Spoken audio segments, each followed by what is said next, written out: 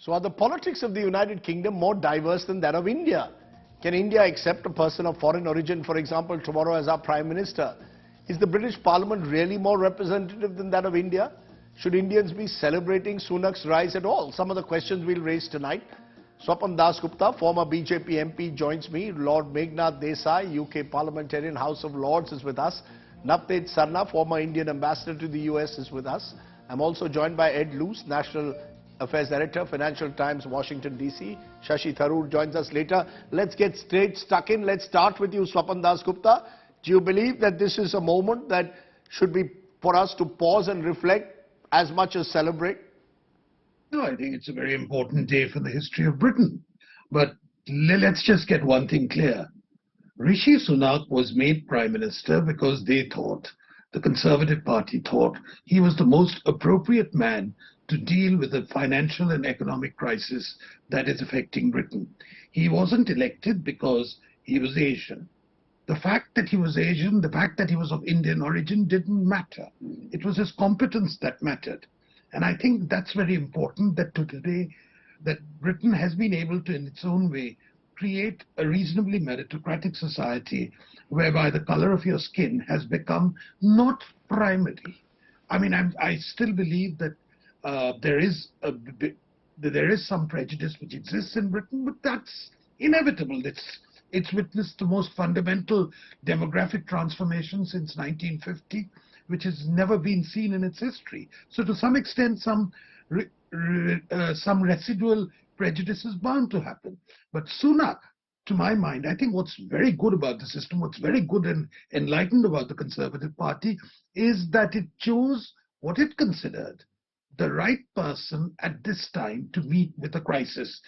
Just like, it was an unusual choice, but it was done with a particular purpose in mind, and it was not done because he was Asian, because he was Indian in origin. And neither was it done because he went into the right public schools or he went to Winchester and Oxford or had a stint in Goldman Sachs. It was done because he was just the appropriate person. Okay, and so you're saying it's a tribute to Rishi Sunak that he was an outsider in politics and he came in from the outside and made his way right to the top. That's how I see it. So you're seeing it pure meritocracy. Are you seeing it the same way, Lord Meghnad Desai, a triumph of meritocracy? In this country, there are politicians raising the question whether, for example, in India, would a Muslim become the Prime Minister even if he or she was meritocratic? The ruling party doesn't have a single Muslim in Parliament. Is that the way we should see it, that Britain today is actually pushing for diversity versus India, or that Britain is pushing for meritocracy versus India?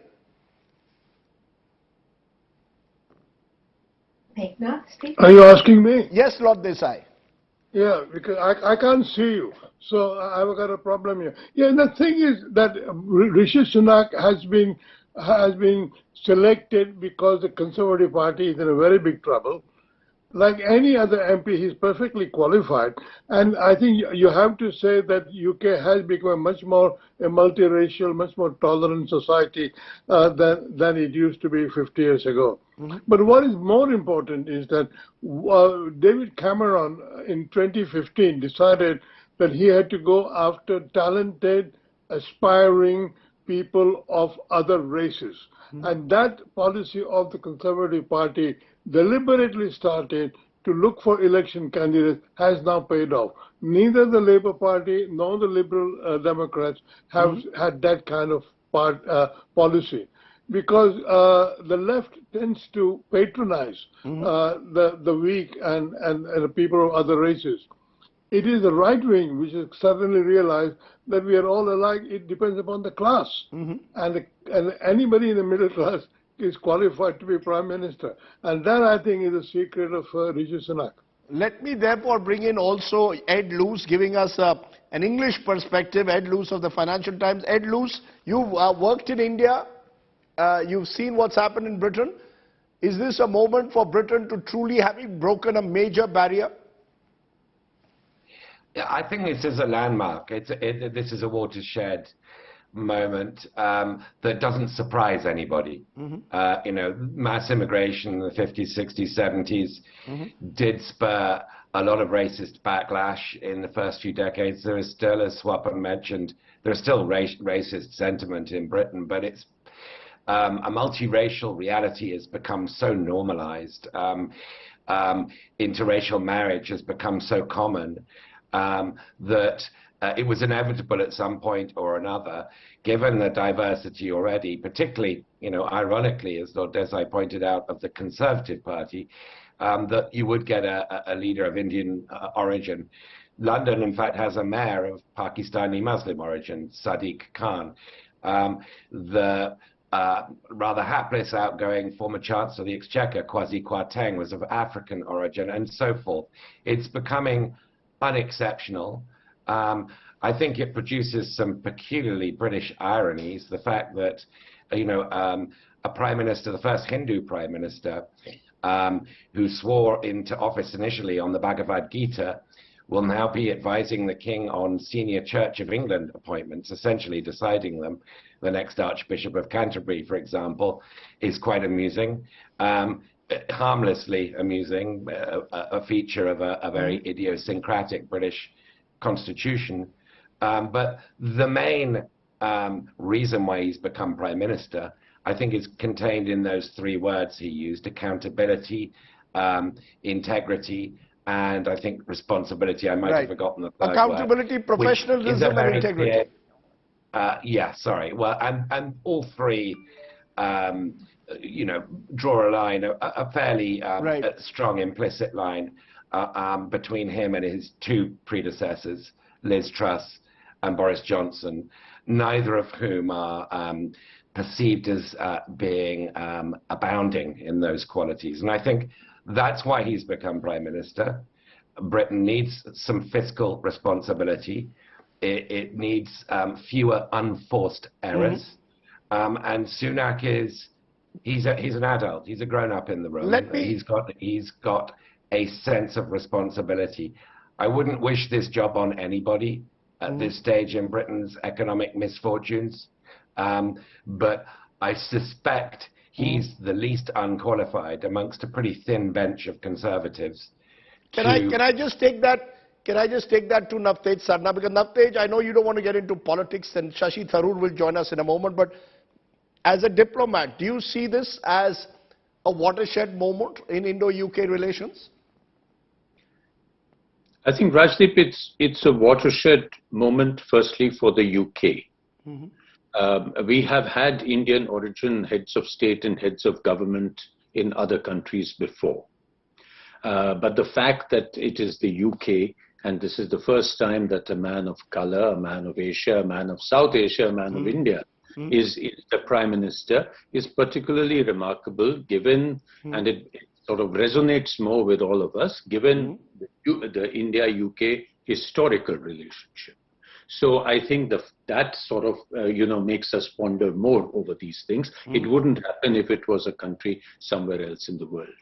I think the fact is, and here I reflect what some of your other speakers have said, I think this is a moment when the Tory party was, honestly speaking, in such a mess that Rishi seems a very safe pair of hands to be put into this place, with the hope that there will be some stability, there will be some economic uniformity, and he's promised to bring about unity in the party. Whether he can do that or not, I think, is still an open question.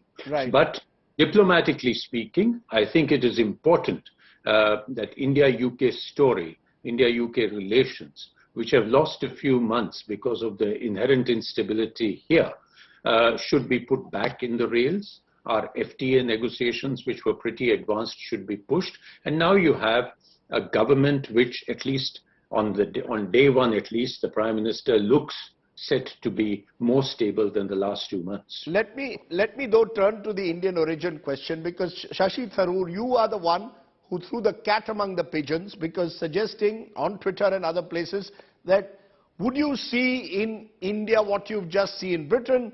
Would the Hindutvavadis of the BJP be prepared to embrace someone of another ethnicity, suggesting would they be ready to make a Muslim, for example, as Prime Minister? Explain yourself. Well, look, we've already seen their reaction when Sonia Gandhi, as the leader of the UPA alliance in 2004, was offered the prime ministership by the victorious coalition at that time. And the BJP reacted ferociously, with the BJP MP threatening to shave her head and sit in dharna outside Parliament. And the result, in the end, was that Sonia Gandhi chose to decline the offer. But there's no question that it doesn't sit well with the Hindutvavadis, because they have a view which really doesn't accommodate people who belong to faiths that haven't originated in India.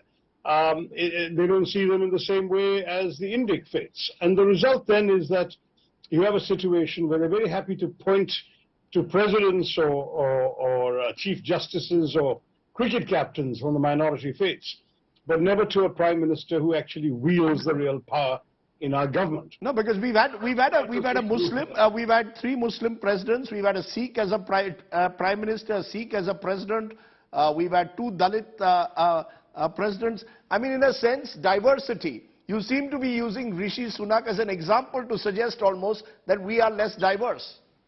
Well, you see, the question of presidency is, frankly, it's a largely ceremonial post. It is high in prestige and low in power. The only acid test is the job of prime minister, where Rishi Sunak, in this particular instance, has the most powerful job in the British government. The equivalent of that is our prime minister. The equivalent of our president is perhaps the British king. So you really can't compare that. Now, we have had a Sikh prime minister, and he's certainly from a visible minority, but the Hindutvavadis have always drawn a distinction between faiths whose Punya Bhumi is in India, namely the Hindus, Sikhs, Buddhists and Jains, whom they more or less see as alike, and they have no particular problem with a Jain or a Buddhist or a Sikh becoming prime minister. But they would have a problem if it were somebody who had to look outside the Indian subcontinent for their spiritual, for the fount of their spiritual faith. And that's really what the problem is for them with Muslims and Christians.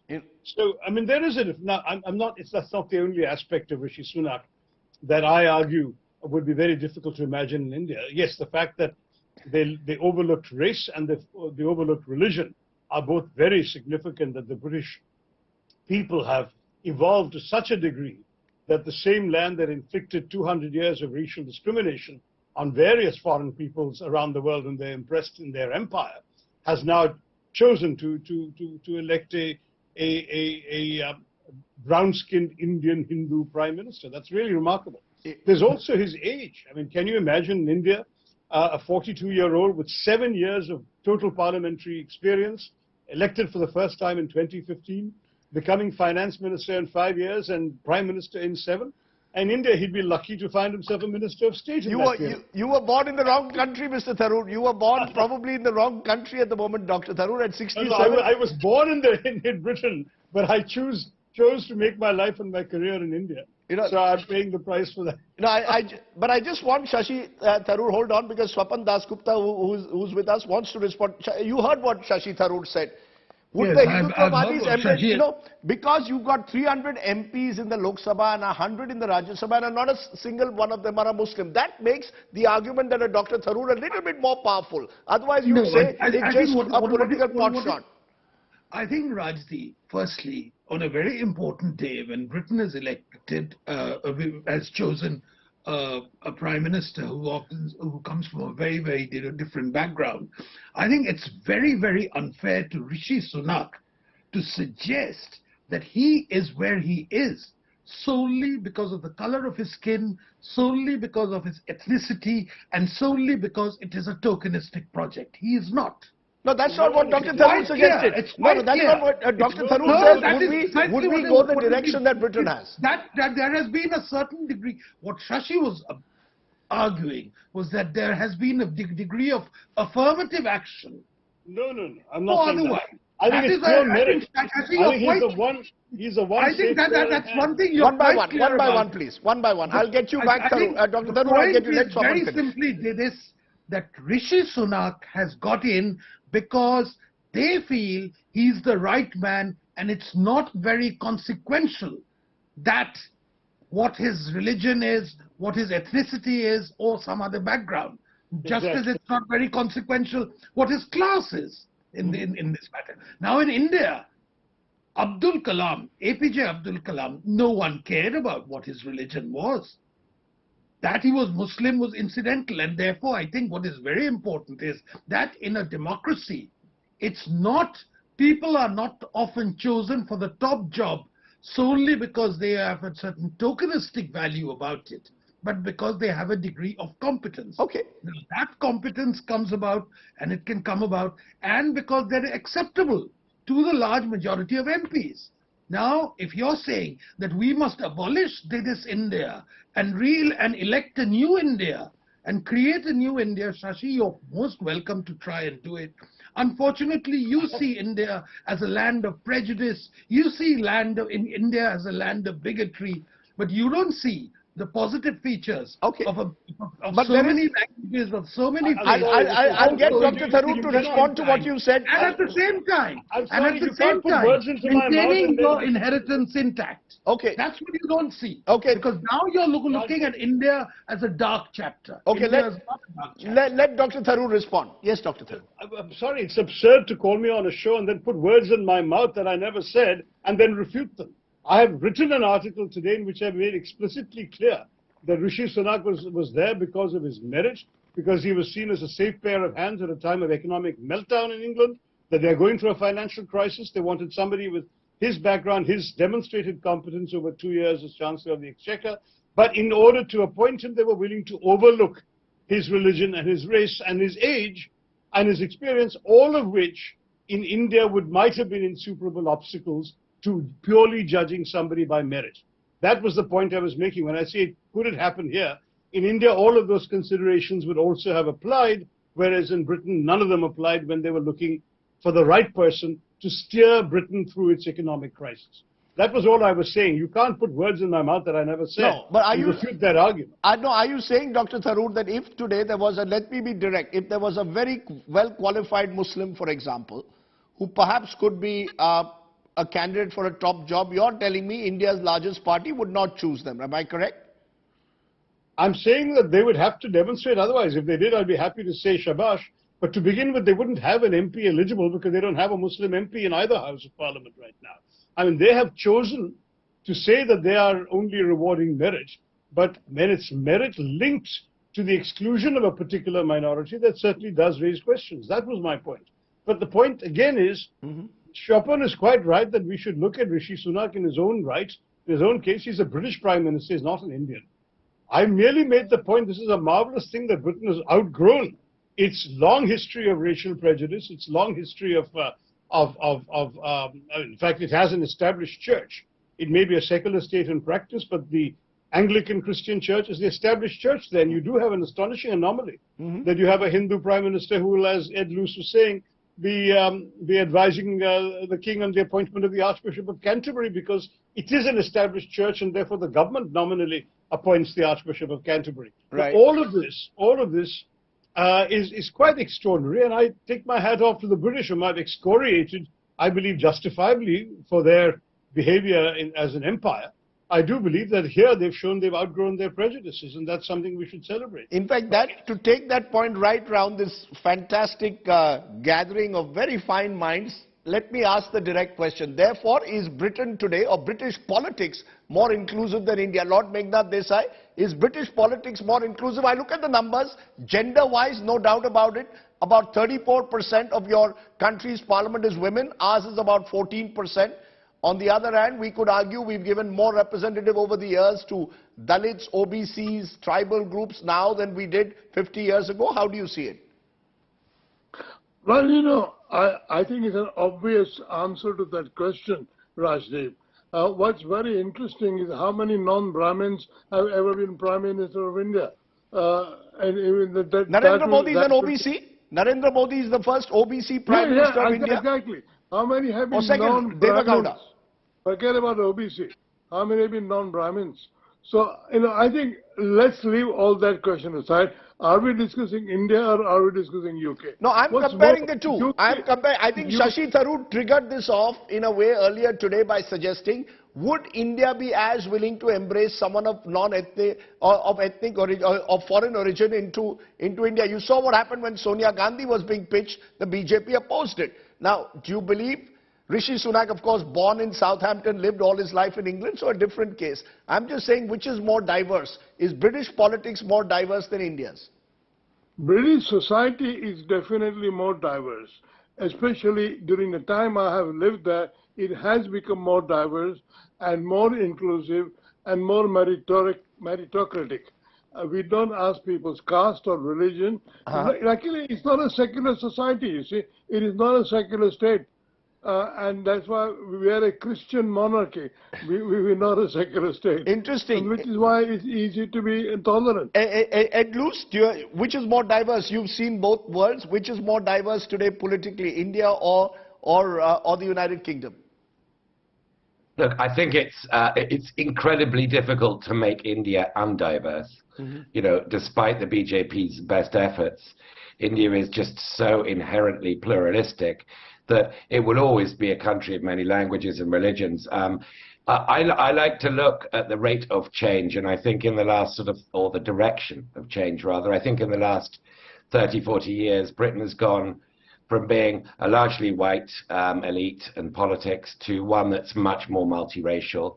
I think in the last 10 years or so, India has become a more Islamophobic place, and that the chances of a Muslim becoming prime minister are just considerably narrower than they were before. And I think that was the point that Shashi was trying to make, and I do agree with it. You want to respond to that, Swapan Dasgupta? Are we more diverse today than we were 50 years ago? Are we less diverse today than we were, say, 25 years ago? And Britain, by contrast, is more diverse. Well, Britain is certainly very diverse in terms of the sheer range of ethnicities which are there, and I think, you know, the people's backgrounds are very, very different. But of course, there is a certain uniformity, and that's class is very much a dominant factor in Britain, which is not so pronounced in India. India is certainly far more diverse when it comes to the range of people of backgrounds who actually get to the top. And that's certainly been the case in the past 10 years. But yes, in certain respects, India is far more sort of authentic in its politics, partly because of the nature. Britain is a smaller society, and therefore there was a conscious decision taken by David Cameron to incorporate, and I think it was a very wise one, to enlarge the social base of the Conservative Party, and that's paid a lot of returns, and some of which you're seeing now. And in India, we have a far more fixed in terms of social categories who vote and do not vote for political parties. But although that's being broken in a way, the number of other communities which, for instance, are supporting the BJP at this rate has certainly broken the stereotype of it being an upper-class trader party. You can't win elections in this way. The geographical expansion of the party is also there.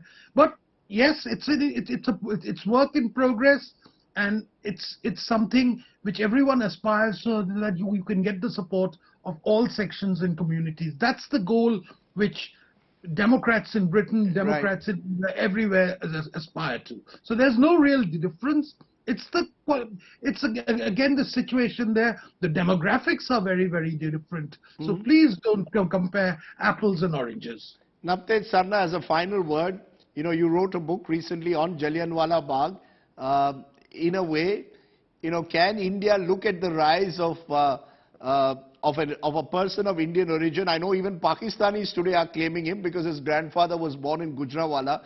But the fact that 75 years after independence, we have someone of Indian origin becoming Prime Minister of Britain, this is a moment to truly celebrate, in a sense, the diversity of this new globalized world, isn't it?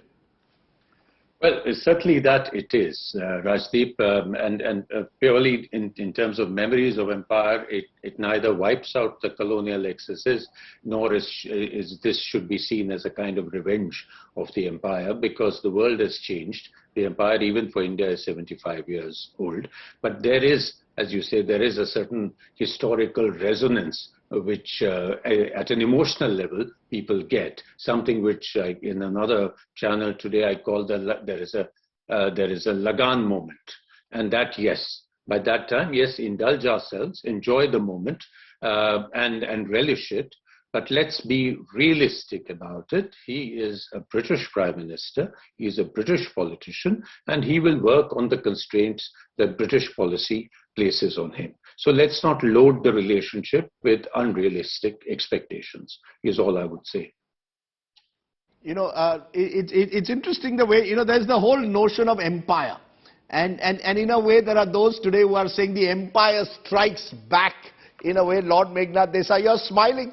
You're smiling listening to a lot of this. Shashi Tharoor has rejoined us. But you want to go for that before I go to Shashi? Has the empire really struck? Are we getting overexcited too soon at the moment? Britain at the moment first needs to get its own act together before it looks to the rest of the world.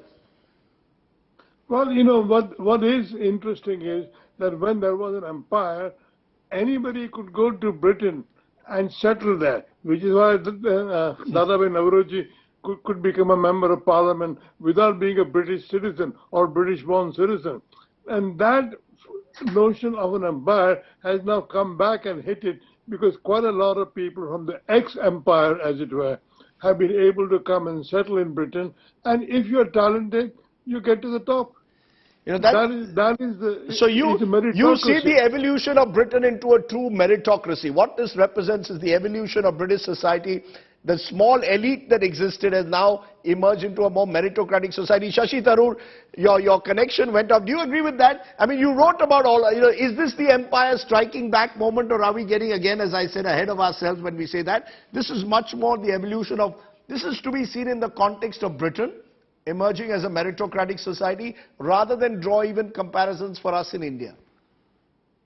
Well, yes, I mean, it is all of that. I mean, there's certainly a certain post-colonial frisson that goes through me when I think about the fact that a brown-skinned person of Indian origin is now Prime Minister of Britain, after all that Britain inflicted on the rest of the colonial world for 200 years.